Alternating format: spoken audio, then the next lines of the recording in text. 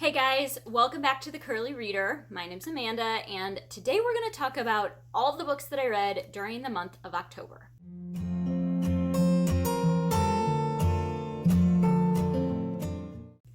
Alright, so during the month of October, I read 17 books.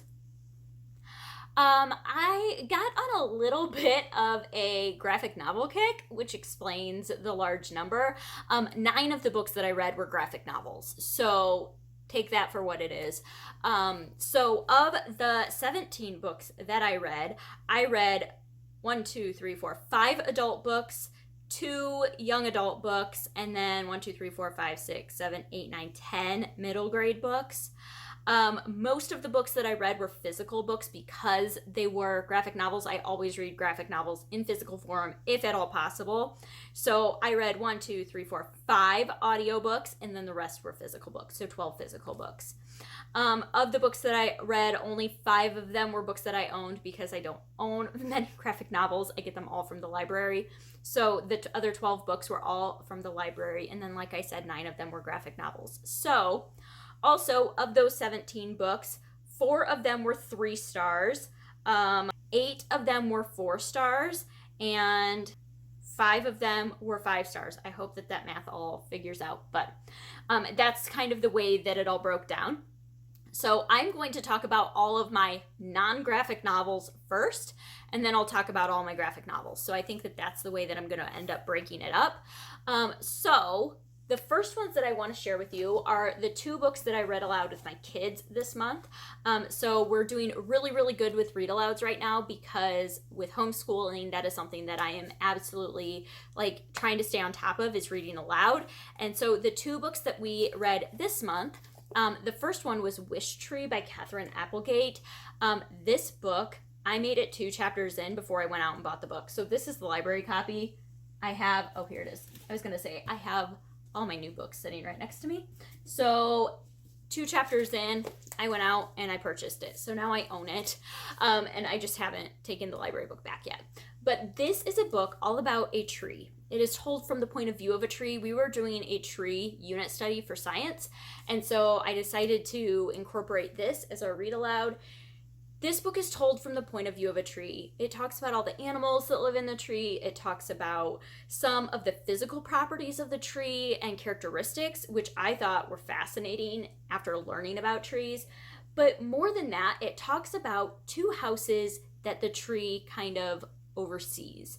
And in these 2 houses live 2 different children. One of the children is Muslim, and she's new to town, and she is getting a lot of negative attention from her family, is getting a lot of negative attention. And this tree happens to be a wish tree, which means on the 1st of May every year, everyone in town, not everyone, but a lot of people from town, come and tie wishes to the tree. And so ahead of Wish Day, this Muslim little girl comes out and ties a wish to the tree, and she wishes for a friend. Well, also, this tree is very, very old with very extensive root system, and the owner of the property feels that it is just becoming a hindrance and she needs to cut the tree down. And so the tree, as its kind of dying wish, dying last hurrah, decides that it is going to make this girl's dream come true, her wish come true. And so it's just kind of about that, and it's so good. I cried. My children thought I was insane because I just couldn't hardly get through the book because I was crying. It was just so sweet. So 5 stars. Absolutely loved it. Oh, yes. Yes, yes, yes. And then the second book that we read is Betsy Tacy by Maud Hart Lovelace. This is another reread for me. This is the first in a series of books written by Maud Hart Lovelace that are semi-autobiographical. She based the stories off of her life and off of her town that she grew up in, which just happens to be about an hour from where we live. And so I thought that this would be a lot of fun to read with my kids. And then in the spring, the plan is to take the kids on a field trip and go and visit this town that she grew up in. Her house, as well as some of the other buildings that are mentioned in the series, are now historical buildings that you can go see and tour. I don't know if you can tour them right now because COVID. But we could go and we could kind of tour the town and see some of these landmarks. So we read this. I love this book. It's just so sweet. It is about Betsy and her best friend Tacy, and they meet when they're 5 years old. And it's just, this one specifically is more anecdotal. So each chapter is kind of just like a short little story about their little adventures together as little 5-year-old girls. And it was just super sweet and fun. It's set in 1900, so that was a fun aspect as well. So yeah, 5 stars. Love, love, love that one.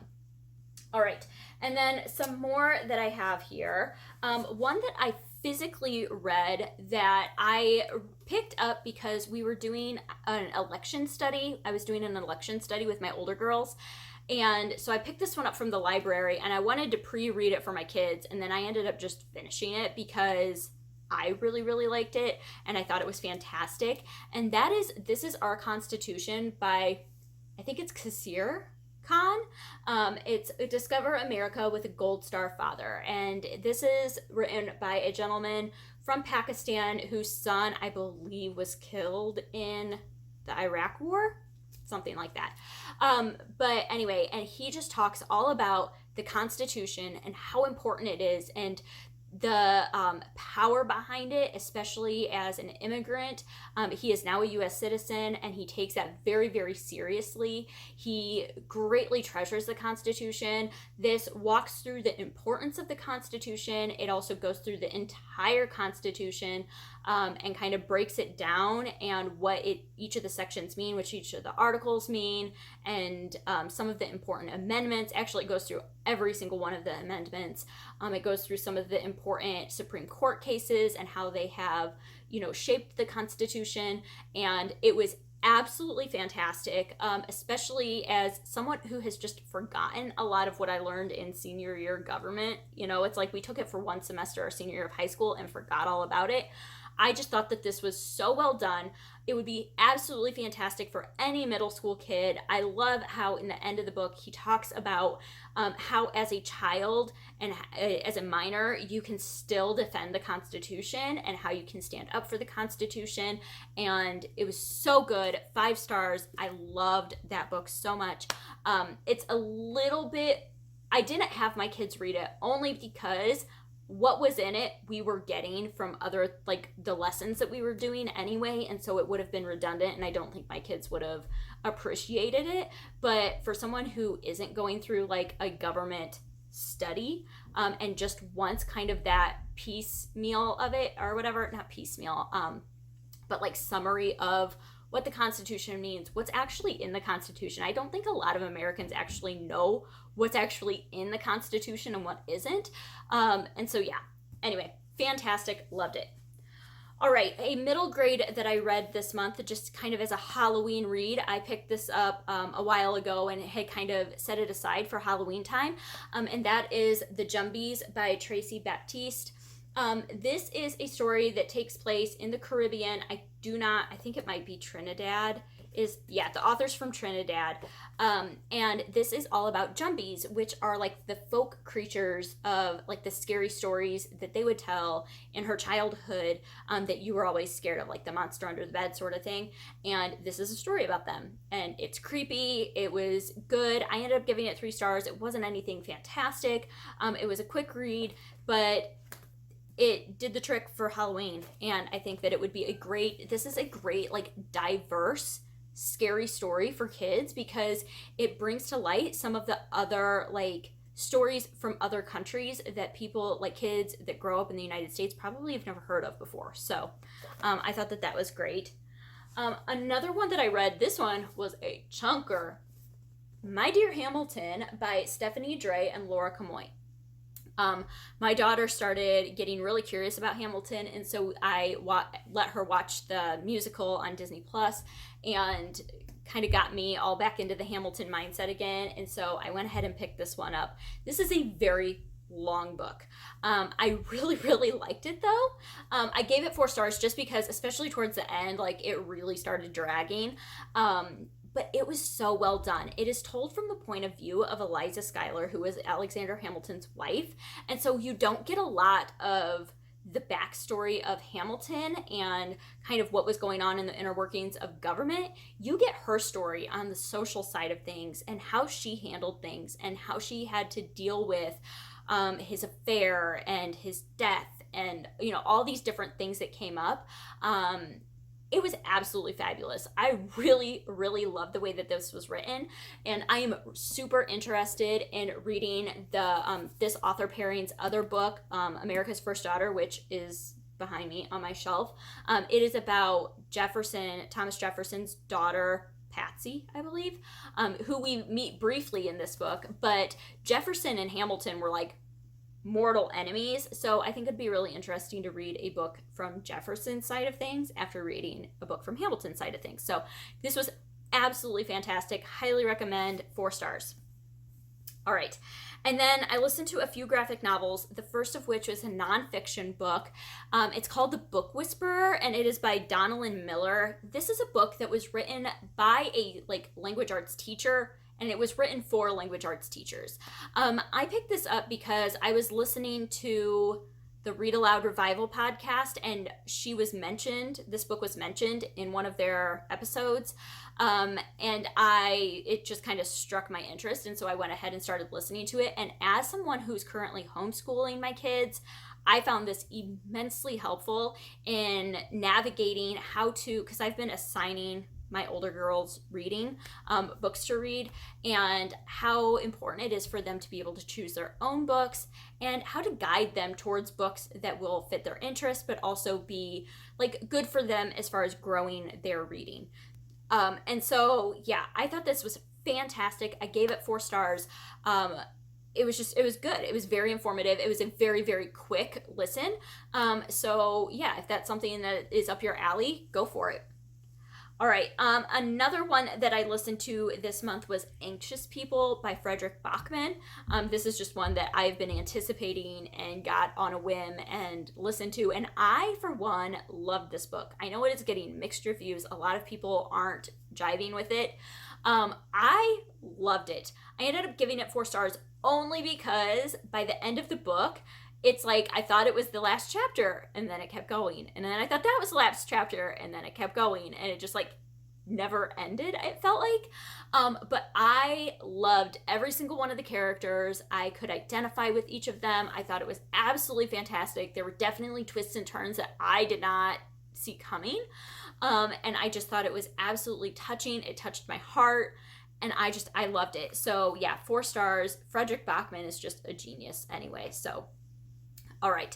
And then the last one that I read that was not a graphic novel, you guys are never going to believe this. Guess what I read this month? I read Pride and Prejudice. I'm so proud of myself. This is probably my biggest accomplishment of the year, of my reading life to date. I can't believe I finally picked this one up. I'm holding it upside down. It goes like this. Yeah, I ended up listening to the audiobook, but still, it got read. So, and I made it halfway through before I had to go through and look up chapter summaries because I was missing so much of it that it wasn't because I was listening to the audiobook, it was just the language of everything. I was catching the main parts, but I could tell by halfway through that I had missed a lot of the details, and so I went back and read some of the chapter summaries and realized what I was missing, and then was able to finish out the book and felt good about it. I gave this 5 stars. I loved it. I thought it was super enjoyable. I was not expecting to give it 5 stars because it was difficult to read, for me, especially because I do not read classics, and I loved it. I loved it so much. I'm super excited to pick up more Jane Austen eventually. I don't know when, but I have Sense and Sensibility and Persuasion both on my shelves. So those are options for some Jane Austen coming up. But I loved it, guys. I cannot believe I finally got around to reading that. I was not expecting that. So moving on to some graphic novels. A lot of these are middle grade graphic novels, but not all of them. I got some YA in here and I got an adult one in here as well. So let's start with Illegal by Owen Colfer and Andrew Donkin, illustrated by Giovanni Regano. This is a story about Kwame, who lives in Ghana. in Africa, and he is trying to get to Europe. His sister had previously gone to Europe, and then his brother leaves, and he is trying to find his brother and catch up with his brother, and they're trying to get to Europe to be with their sister, and throughout the way they end up, it's scary. Like, it's very disturbing. This was definitely written for a reason. It is shelved in the middle grade section, but I would say this is like very much older middle grade, like young YA, because there is a lot of like people getting shot point blank, stuff like that. That's just not great for little kids to be reading about, but is very true and is a very real aspect of these kids' lives. In this book, there is a massive ship that is like going into Europe with all these immigrants on it. It's packed, it capsizes, it gets scary. And this was definitely very, very eye-opening for me. I thought it was very, very well done. And yeah, highly encourage you to pick this up if you're looking for something like this. The illustrations were great. I thought that this was, yeah, very good. All right. Another middle grade one that I read that was highly, highly anticipated for me was Twins by Varian Johnson and Shannon Wright. This is one that follows twins that are going into their first year of middle school, and they both decide to run for class president. This one I had mixed feelings about. Oh, I forgot to mention, Illegal, I gave 4 stars, I believe.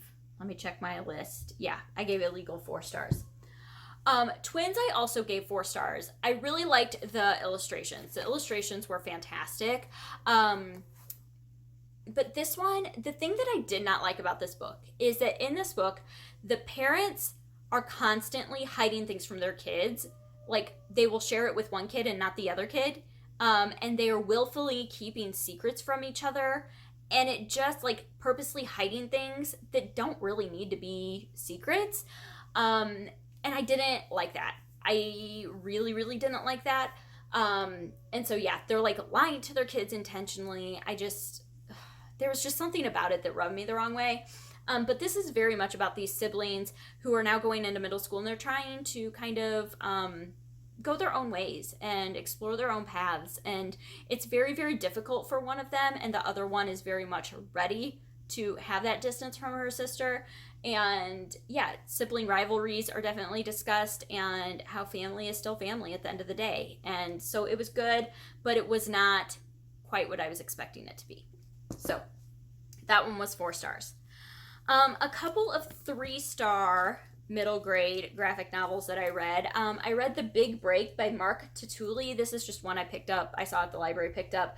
This one struck my interest because the 2 main characters are both boys, and you don't see that a whole lot. It's about boys, and then a girl comes into the picture, and then one of them gets jealous because it's like their first girlfriend, and they're supposed to be working on this project together. And so you don't see that a lot. You definitely see the reverse of it a lot, where you have the girls and then a boy comes into the picture. But I thought that this would be a really great option for boys who are going through this. I mean, boys go through this too, where a girl comes into the mix and things just are different from that point.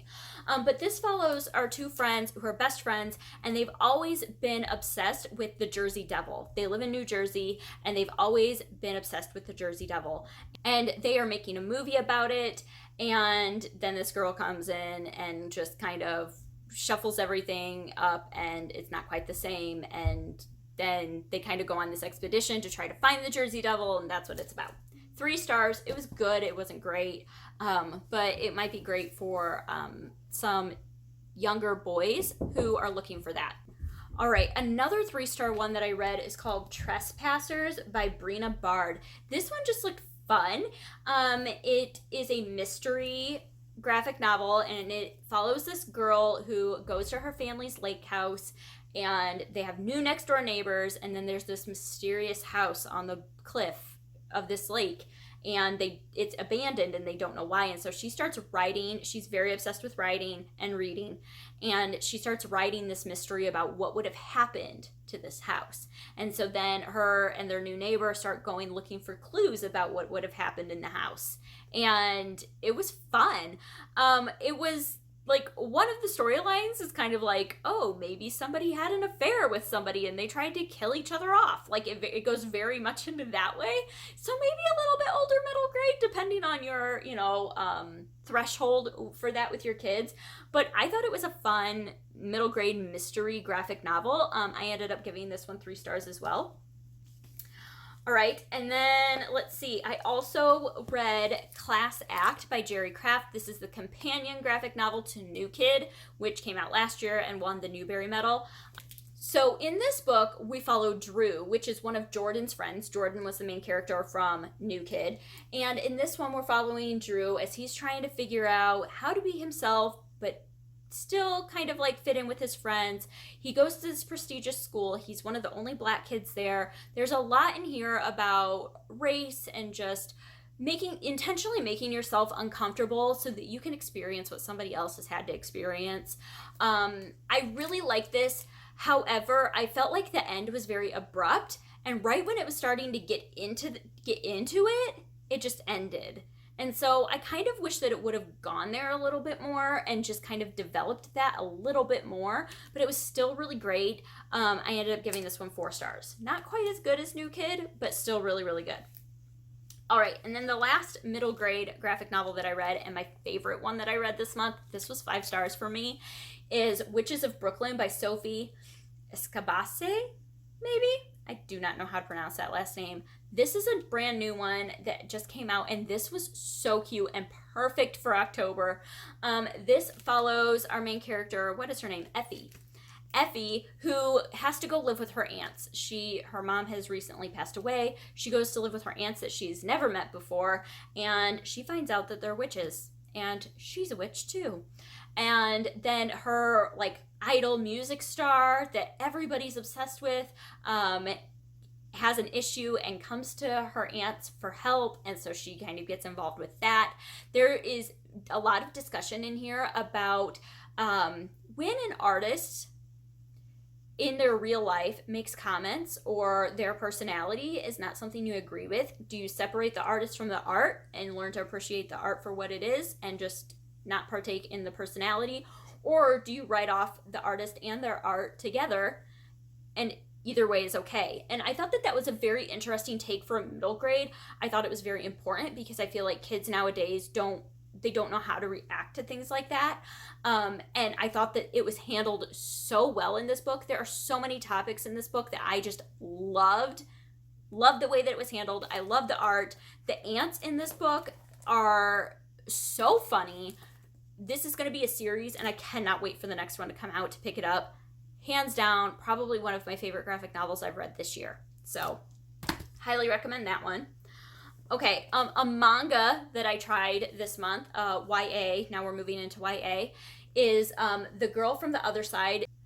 This is actually volume 2, but I read volume 1 in October. I think I already took it back to the library. But I read volume 1 in October, and I really, really liked it. I read my first manga during Reading Rush this year and didn't care for it too much. But I really liked these ones. And so I have not read volume 2 yet, but I'm planning on it, obviously, because I have it out from the library. So this is by the Nagabe, I think is how you pronounce the author's name. And this is about this little girl who is followed around or taken care of by this creature that's on the cover. You can kind of see. And there is this definition between the inside and the outside, I think it's the inside and the outside. And these creatures are taking over. And so the humans are trying to keep them back. But this girl this human little girl ends up in one of the territories that has been condemned, and so this creature's trying to take care of her, and we don't really know why. And yeah, really good. I really liked it. 4 stars. All right, another YA graphic novel chunker that I read is Dragon Hooves by Jean Luen Yang. This one was hard for me because part of me really liked it and part of me really didn't. So I ended up landing on 3 stars for this one. I know a lot of people really, really like Jean Luen Yang, and they like him as an artist and as an author. But this one was just difficult. This is a nonfiction, like, I don't know, story about, what was the name of the team? It is about this high school basketball team and their like journey to a state championship. They've made it to the state championship multiple times and never won, and so it's just kind of their story about going to the state championship and if they're going to win again, following all the different players and kind of their backstories, the coaches from the past. But there was some aspects of this book that just felt off for me. Specifically, there is a storyline about one of the former coaches. This is all based on fact, that multiple times the author, who is in the book, like he writes himself into the book, because he's a teacher at this school, or was a teacher at this school in real life. And so he keeps saying, I can't mention him. He cannot be part of the story. I can't mention him. He can't be part of the story. And so like already I had gone and Googled him and looked him up. And then part of the, like over half the way through, he's like, okay, I'm going to make him part of the story. And it's like, okay, whatever. You know, it was just kind of weird. But a lot of the stuff in here I really did like. But just the storyline about Gene Luen Yang himself and like his career and things like that he discussed in here were just kind of like out of place for me. So it was good, but it wasn't my favorite, and it's a chunk too. But the basketball part of it I found very, very interesting. So the last graphic novel is an adult that I read in October, is an adult graphic novel, and that is Grass by Kim Suk Gendry Kim. I don't know if I said that right. And this is a book about Granny Lee Oakson, I think is how you pronounce her name. And she was a comfort woman during World War II. And this just follows her whole story from when she was a child, how things kind of ended up happening, what happened to her during the war, what happened to her after the war, where she ended up. And it very much gets into the meat of how these women were treated by the Japanese and kind of what came about, and how no reparations have been made to them, and that's not great. It's just how this has affected their entire lives, and it was horrifying, very difficult to read, but very important to read, and absolutely breathtaking as well. I gave this one, I think I gave this one 4 stars. Yeah, I gave this one 4 stars. The art in this is a little bit difficult at times. It just, some of the way that some of the lines and stuff are drawn, it's kind of hard to be like, okay, make out what exactly is happening. But I thought that it was very moving and definitely worth a read if you have a chance to read this. I really wish that this author's, more of her work had been translated into English so I could read more of it. But right now I think this is the only one that my library has. So, all right, that's it. Those are all of the books that I read during the month of October. So yeah, if you've read any of these, I'd love to hear your opinions about them. I'd love to hear what you read in October. And yeah, other than that, I hope that you enjoyed this, and I hope that you stick around and subscribe. And until next time, see ya.